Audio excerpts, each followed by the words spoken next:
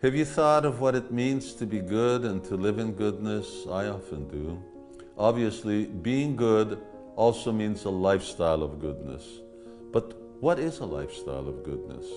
The Vedas, the timeless, self-evident knowledge of ancient India, answers that to understand goodness, we must recognize that there are three different ways to live.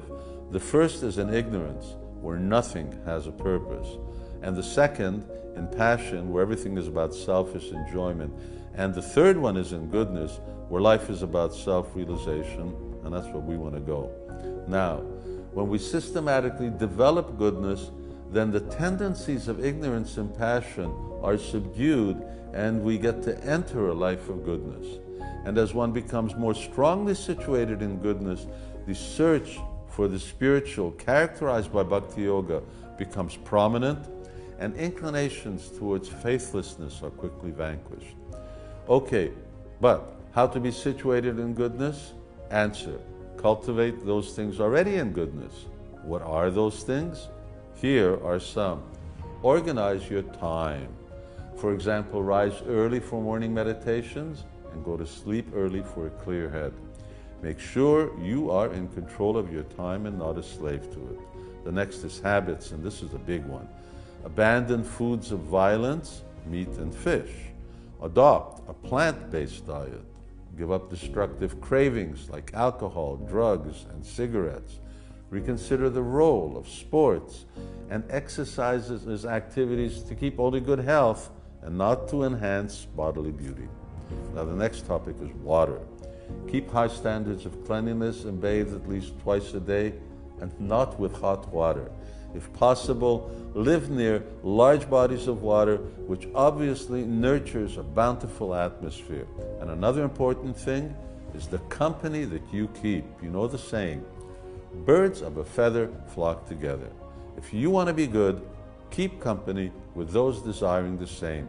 Select your friends carefully, and while selecting your work environment may not be possible, associate at the workplace only as much as the job demands.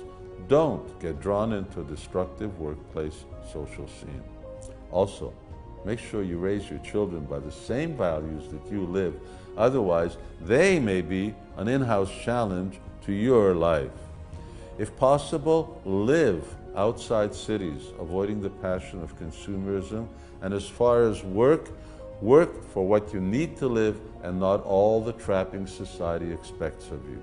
Are you getting the picture of what cultivating things in goodness is about? Here are some more. Select and follow those spiritual texts that are authentic and are about self-realization, and shun the sectarian and the new in the latest yoga craze. Meditate on things of substance like approved names of the Supreme, and avoid speculative meditations. And when it comes to mantras, chant those that praise the Supreme and reject those that offer wealth and fame. And finally, live your life dutifully, which may not always be the most desirable thing, but it's the right thing, the good thing. Of the various things I mentioned and others, the rule of thumb is reject those in ignorance, be indifferent to those in passion, and embrace those in goodness. By increasing goodness, the understanding and practice of Bhakti Yoga becomes natural, and transcendental knowledge is awakened. And when knowledge of your spirit soul is revived, and the illusory identification with the body and mind are driven away, then by the further development of transcendental goodness, you will attain life's goal. This is living in goodness.